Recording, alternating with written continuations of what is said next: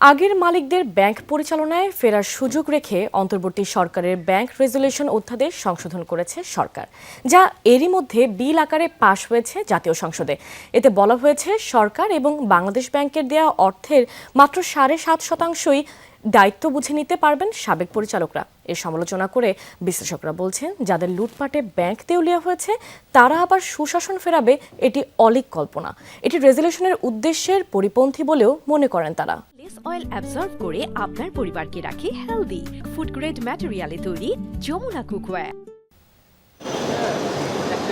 রাজনৈতিক ক্ষমতার অপব্যবহার করে বিগত সরকারের আমলে ব্যাংক দখলে নিয়ে চালানো হয় লুটপাট। ঋণের নামে টাকা নিয়ে পাচার করা হয় বিদেশে। অর্থ সংকটে আমানতকারীদের অর্থ ফেরত দিতে ব্যর্থ হয় বেশ কয়েকটি ব্যাংক। গ্রাহকের আমানতের নিশ্চয়তায় ব্যাংক রেজুলেশন অধ্যাদেশ জারি করে অন্তর্বর্তী সরকার। একীভূত করা হয় সংকটে থাকা Exim, SIBL, first security, global ইসলামী এবং ইউনিয়ন ব্যাংক। সরকার আর্থিক খাতে এরই মধ্যে ব্যাংক রেজুলেশন অধ্যাদেশ আইনে রূপান্তর করা হয়েছে জাতীয় সংসদে। যুক্ত করা হয়েছে 18 ক অনুচ্ছেদ, যেখানে ব্যাংক পরিচালনায় ফেরার সুযোগ রাখা হয়েছে আগের মালিকদের। সরকার এবং বাংলাদেশ ব্যাংকের দেয়া অর্থের মাত্র 7.5% টাকা দিয়ে বুঝে নিতে পারবেন দায়িত্ব। এছাড়া প্রতিশ্রুতি দিতে হবে নতুন মূলধন যোগান, দায় দেনা পরিশোধ, আমানতকারীদের অর্থ ফেরত দেয়া এবং সুশাসন প্রতিষ্ঠার। বিশ্লেষকরা বলছেন, লুটপাটকারীদের হাতে ব্যাংক তুলে দেওয়া হবে রেজুলেশন উদ্দেশ্যের পরিপন্থী। যাদের কারণে ব্যাংকগুলো নষ্ট হয়েছে তাদেরকে সরিয়ে দিয়ে নতুন মালিকানা বসানো এবং নতুনভাবে এগুলোকে রিস্ট্রাকচার করাই তো রেজুলেশনের উদ্দেশ্য, তাই না?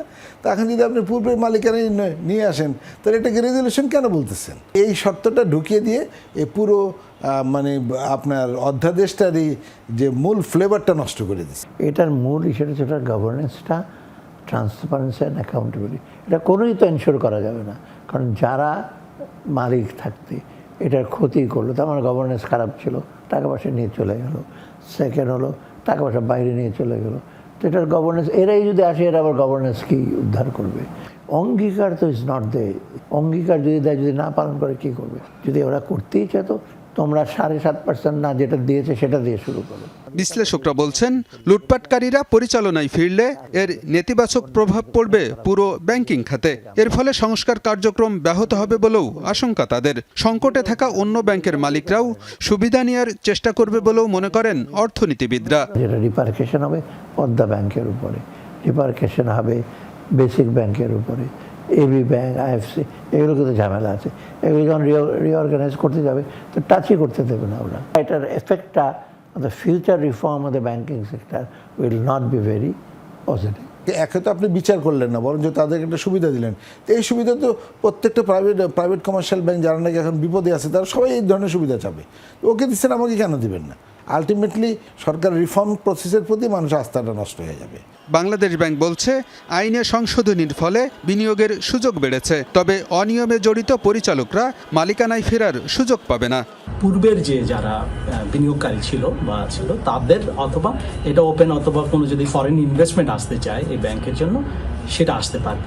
সব পরিচালকরা তো আর আসলে যে তাদের সমস্যা আছে বা তাদের বিরুদ্ধে অভিযোগ আছে তা না। এই ধরনের যারা পরিচালক আছে যাদের বিরুদ্ধে কোনো অভিযোগ নেই, তারাও চাইলে এটা এই অর্থের সংস্থান করতে পারে। একীভূত হওয়া সম্মিলিত ইসলামী ব্যাংকের 35,000 কোটি টাকা পরিশোধিত মূলধনের মধ্যে সরকার যোগান দিয়েছে 20,000 কোটি টাকা। আলমগীর হোসেন, যমুনা নিউজ, ঢাকা।